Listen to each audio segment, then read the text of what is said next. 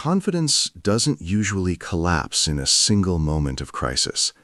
For most of us, it erodes quietly, in the spaces between the things we are already good at doing. You wake up, you manage the complexity of your life, you meet the expectations of your colleagues and your family, and yet there is a subtle thinning of the internal signal. The feedback loop that once made your achievements feel like fuel has grown faint. It isn't that you've become less capable. If anything, you are more effective than you were a decade ago. But the internal reinforcement, that sharp sense of I am becoming, has been replaced by a heavier sense of I am maintaining. And somewhere in that shift, a question surfaces that you never expected to be asking. Is this the plateau? It's a specific kind of anxiety, not the fear of failure. You've already proven you can succeed. It's the fear of permanent stabilization, the suspicion that the curve has flattened, the novelty has evaporated, and from here on out, life is simply a matter of repeating your current performance at a consistent level until something external changes it. This is the quiet identity erosion of the competent. You are respected, you are reliable, and you are increasingly unsure whether your trajectory still has upward potential.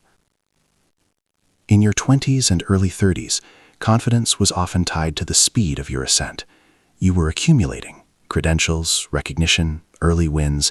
There was a particular thrill in the pursuit because every year looked different from the last. But in midlife, a new psychological layer emerges. You haven't been demoted, you haven't lost your skills, but you may find yourself becoming experienced yet overlooked.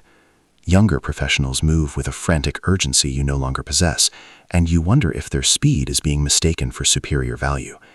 You are consulted for your expertise, but perhaps you are no longer invited to the rooms where the future is being imagined. This creates a particular kind of comparison fatigue. You aren't jealous of their youth. You are frustrated by the shift in the environment. You feel like you are running a sophisticated operating system in a world that has become obsessed with simpler, faster apps. The natural response is to reach for the old tools, work harder, find a new approach, force yourself back into a state of high-octane ambition. But these methods often feel hollow, more like performance than reconstruction. And that is because the quieting of your confidence isn't a sign of decline. It's a sign that your old feedback system has reached its expiration date. To understand why confidence feels quieter at this stage, we have to look at where it originally came from. In the first half of adulthood, confidence is almost entirely external. It is momentum-based. You feel capable because you are hitting milestones. The degree, the promotion, the visible recognition. You are gathering evidence of your worth from the world around you, and the world is cooperating by providing new mirrors at regular intervals.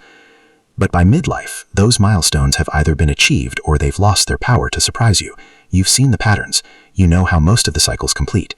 When the external world stops offering new reflections of your competence, the momentum-based identity begins to starve. Here's what most people don't realize. Confidence doesn't disappear in midlife. It reallocates.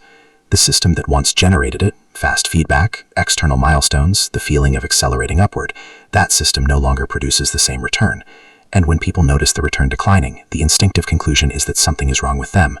What's actually happening is more structural than that. The confidence system appropriate for an earlier life phase is running inside a life structure it was never designed to sustain. The discomfort you feel is the friction between an outdated internal model and a more complex reality. You are measuring your worth by how fast you are moving while your actual value has shifted to how well you judge the path. What confidence requires after 40 is different in kind, not just in degree. It depends less on pace, how fast you're moving, how much is new, how visible the progress is, and more on clarity, knowing what you're actually optimizing for, why you're doing it, and whether your daily actions are genuinely aligned with your own standards. That last part is where most of the erosion happens, not in dramatic moments of self-doubt, but in the slow accumulation of days where the connection between what you're doing and what you actually believe in has become less visible. When that connection blurs, confidence loses its source. It doesn't vanish, it just has nowhere to draw from. The habits that rebuild confidence at this stage aren't about generating more momentum, they're about restoring the internal signal, the clear daily awareness that your actions reflect your judgment rather than simply your obligations. The first of those habits is the shift from urgency to clarity. In your earlier years, urgency was a proxy for importance. If you were busy, you were valuable. In midlife, urgency is often a sign of poor prioritization. The most confident people at this stage are those who have realized they no longer need to react to every signal. They have developed pattern recognition, the ability to see a problem developing months away and address it with a single well-placed conversation. This doesn't feel like visible momentum, so it doesn't produce that old internal hit of confidence, but it operates at a considerably higher level of effectiveness. When you stop measuring your days by the volume of tasks and start measuring them by the quality of your decisions, your internal authority begins to stabilize. You realize you aren't doing less. You are doing things that carry more weight with less wasted motion. We have to be honest about the constraints that most advice on this subject quietly ignores. You cannot simply reset everything. You have a reputation that took years to establish. You have people who depend on your consistency. You have financial obligations that require a certain level of stability. You have a body that requires more recovery than it once did. Reinvention in midlife cannot resemble the experimentation available to someone with few obligations and low visibility. The stakes are different. A public misstep, an inconsistent pivot, a visible change in direction. These carry a different weight when you've spent decades building credibility. This is why many people choose to endure in silence rather than adjust. The fear isn't failure. It's looking unstable after a long record of being reliable. But habits built on internal standards protect rather than threaten that reputation. When you move from "I need to prove I'm still relevant" to "I know precisely what my experience is worth," the quality of your presence changes. It isn't a loud shift.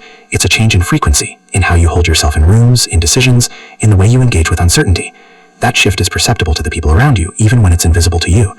There's a realization that tends to arrive quietly at this stage, and then settle deeply once it arrives. The confidence you're looking for isn't the version you had before. Not because that version is unavailable, but because rebuilding it would require going backward, returning to a system designed for a life phase you've already moved through. What's actually available now is different in structure and considerably more stable in practice. It's an authority-based identity rather than a momentum-based one. Momentum says, "I know where I'm going because I can feel myself moving." Authority says, "I know where I'm going because I've developed the judgment to assess it clearly." Your 40s and 50s are often the first time in your life where decisions are no longer rushed by a desperate need for external validation. You have enough history to know who you are. You have enough remaining time to do something deliberate with that knowledge. And you have a level of pattern recognition, emotional regulation, and long-term orientation that simply wasn't available to you earlier, not because you've declined in energy, but because these capacities require years of accumulated complexity to develop. The difficulty is that they don't announce themselves the old achievements did. They don't produce fast internal signal, but they are more reliable, more transferable, and more durable across genuinely complex situations than almost anything speed produces. The identity reset completes when you stop chasing the feeling of confidence and start building the conditions that reinforce your judgment. You stop asking, "Am I still moving fast enough?" and start asking, "Is my judgment becoming more refined?" That's a quieter question. It doesn't produce the same urgency, but it generates something more useful, a steady accumulation of internal evidence that your read on things is trustworthy. The practices that support this aren't elaborate. They are small, consistent habits of self-calibration, regularly reviewing what you are actually trying to achieve rather than only what is currently urgent, noticing where your actions have drifted from your own standards without judgment and adjusting without drama, directing your attention toward the areas where your specific experience produces the most signal rather than spreading across everything that demands a response. These aren't productivity habits, they are identity habits, practices that rebuild the internal feedback loop not around speed and accumulation, but around clarity and judgment. This version of confidence doesn't require external conditions to hold. It doesn't depend on recognition or acceleration or the feeling of new territory. It draws from something quieter and considerably more stable. The plateau you feared isn't the end of the climb. It's the high ground, the first place in your life where you can see the whole landscape clearly enough to move through it with genuine intention rather than reactive urgency. Midlife confidence isn't recovered, it's redesigned. The person who understands that isn't behind. They are operating with a more accurate model of what confidence is actually for, not to signal readiness to others, but to sustain clarity within themselves. Authority grows where urgency fades. That's not a consolation. It's a more precise description of what becomes possible when the noise of acceleration finally settles, and you become quiet enough to hear your own judgment clearly.